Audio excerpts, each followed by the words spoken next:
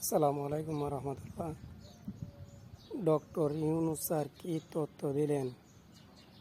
বাংলাদেশ থেকে কিভাবে টাকা পাচার হয়েছে, কথাগুলো সব শুনে যাবেন, ভিডিওটা দেখে যাবেন। স্যার কি তথ্য দিয়েছেন? গত সরকারের লুটপাটের মহোৎসবে গত 15 বছরে $234 বিলিয়ন পাচার হয়েছে। এটা আমরা জানি। কত রকমভাবে পাচার হয়েছে তাও জানার বিষয়। অভিনব এক একটা পদ্ধতি ছিল। পাচারের একটা পদ্ধতি সবাইকে হতভম্ব করে দিয়েছে। এই পাচার হয়েছে বিদেশে অধ্যয়নরত সন্তানের কাছে টাকা পাঠানোর নামে। তিনি সন্তানের লেখাপড়ার জন্য এক সেমিস্টারের অর্থাৎ 3 মাসের খরচ বাবদ অফিসিয়াল ব্যাংকিং চ্যানেলে পাঠিয়েছেন $3,33,00,000, অর্থাৎ প্রায় 400 কোটি টাকা।